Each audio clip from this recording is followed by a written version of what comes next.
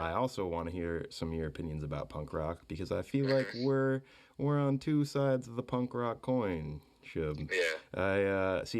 I also grew up with like British classic rock when I was young from my older brothers, and then I became a bass player just before I started high school. And before I got into jazz and funk and hip hop and all that stuff, I was a hardcore punk nut. I was really into Black Flag, Dead Kennedys, the Minutemen, Dead Milkmen, No Effects. But yeah, I know you're a big pop punk fan, and Yeah, big pop punk. Yeah. well, when I was in high school, man, I was a little snob. I thought Oh pop yeah, punk wasn't where it was at. I thought that was for the sellouts. Um, I mean, how did you get into pop punk, and what was your perception of other styles of punk? yeah. It's interesting. All the pop punk musicians that I loved grew up listening to actual punk. I do think there is a separation, and I love that ethos of that was in real punk, which was you should that pop punk was a bunch of sellouts, because I do appreciate that because I love when people are like unapologetically authentic to their music, which I'm sure pop punk wasn't because it was just the pop music of the day. So I grew up listening to basically pop, Yeah, in that way because Blink 182 and Green Day and Sum 41 and stuff was all just pop music. So yeah, pop punk for me, I didn't know what punk rock was. I knew like Fugazi and some other bands like yeah. that. But like, I was really listening to the pop punk stuff, and that was like deeply influential. So I think I got like a watered down version of a lot of what punk rockers would listen to. Okay. So yeah, and I later learned in my life that I was not actually a punk rocker, but much more of a pop punk rocker. Well, I sold out a bit too. I kind of just, I was more like in a box when I was younger, like the punk kid. I was like super like anti-materialist. I would have like white t-shirts. I bought it like cheap white t-shirts and I would bring them into school and I'd be sitting at my desk like drawing on them with a Sharpie to make my like punk shirts. like I, I love that. but like I eventually like I think what really opened me up to like other styles was Frank Zappa.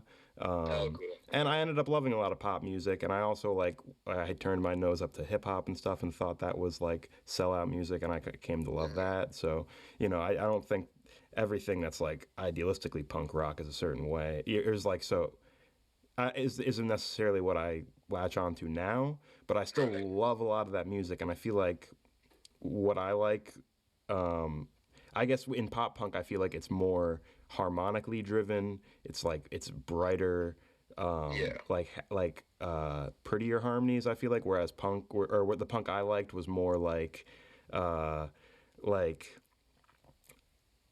more like I guess funky, but more like aggressive and Definitely. rhythmically driven, but like still kind of sloppy. I don't know. Like I don't know what it was, but I always thought it was more of a rhythmic thing, whereas pop punk was more of a harmonic thing. And I don't know. Is That's that a that's a really good actually. That is exactly it. I've been thinking about that a lot too. I think like I grew up listening to music that was simple harmony, but really like lush and pretty harmony, even though it was like rock music technically.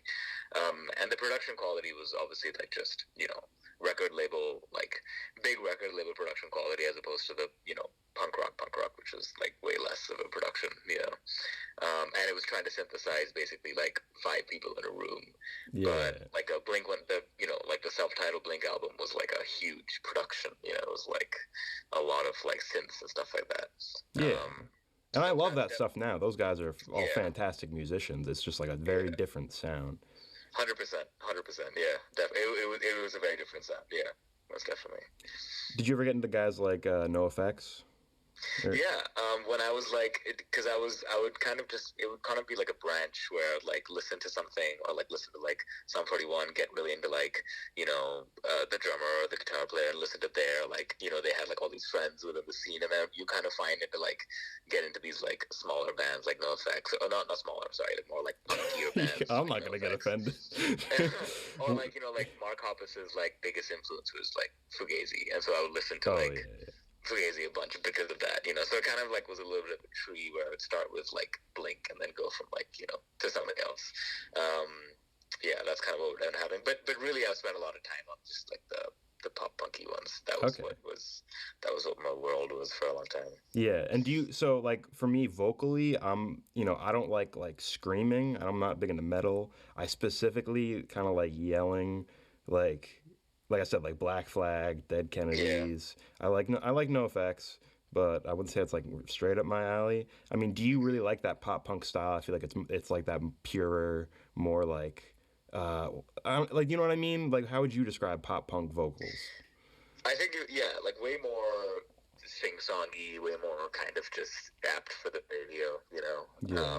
And there's nothing too offensive about like yelling or not even yelling, but it was like really perfectly in tune.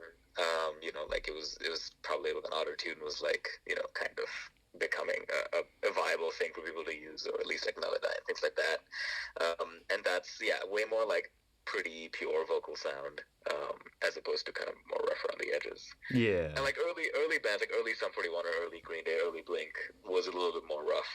But by the time they had like really big commercial success, they really rounded out their sound. Yeah, see, I like that early stuff. I like Yeah. Dookie. I like Dookie, man. I'm listening to Yeah, Green I Day. know. Yeah. Especially just listening to Damn It, and like that record of Blink, that like pre-Dude Ranch, where they Yeah, had the other drummer, not Travis Barker, but yeah, that was those records are really rough around the edges. Like the guitars are like completely out of time, and yeah, like it's there was a specialness about that for sure. yeah. Now, would you say that like attraction to mm, intonation, whatever you want to call the better harmonic qualities, would you say that's a general like thing you like across the board in music, or do you have any particularly like unharmonic music you like, or I like Charles Mingus, like is one of my favorite composers also, and he Yeah, gets like yeah. pretty out sometimes. Like, what's something darker harmonically that you really like? That's interesting. Yeah, I think I guess I've always actually gravitated towards things that are like really dense harmonically, really beautiful, really dense. Like even if it's like Avishai Cohen, the bass player, whose like harmonies like really rich and like heavy. I've always actually gravitated towards things that are more harmonically dense than less, I think. Of course, except if it's like in Indian classical music or folk music that doesn't have chords necessarily, but Yeah, like in a more like harmonic context, yeah, I've always actually drifted towards things that like have this really thick bed of like chords or pads or harmony. Even like Debussy or Ravel, or something older has that also, and I've always loved that sound for okay. sure. Yeah, Yeah, that makes sense. Like I said, I feel like I'm more rhythmically driven. I like to hear yeah. like rather than like extra chords in the back, I'd rather hear like a little percussion or a little or like a Interesting. guitar, like Yeah, a rhythm I think I'm the guitar opposite or of that. like Yeah, yeah. sometimes when there isn't a keyboard player in a band, it's just a guitar trio. I like panic because I need like a bed of like chords or Yeah. something. If I'm like soloing over something, yeah, I'm actually the opposite of that. I think. Okay, interesting. So do you feel like you like well, let's say you're playing like a standards gig, you're playing some like jazz stuff. Mm-hmm. Would you rather solo over something that has more chords built into it, or do you like modal music where there's like just more openness and less decisions to make? Interesting. I like both. The modal music I love because it actually, to me, provides an opportunity to really jump into one singular chord or one singular key. So I love modal music, but with, of course, like a huge like wash of a sound or a pad or a chord or a scale. Yeah. And the same thing in a standards gig. Like I love playing standards when there are chords being played, so you can really like feel the harmony and hear the notes you're playing against the harmony. Um, and I've changed some of my playing to fit like standard gigs that like don't have a keys player, and I'll like try to play more chordal stuff, and I've tried to like learn how to play more chordally just because I like chord stuff so much. Yeah. So yeah, I like both of those, but with the condition that there is a lot of harmony inbuilt in it.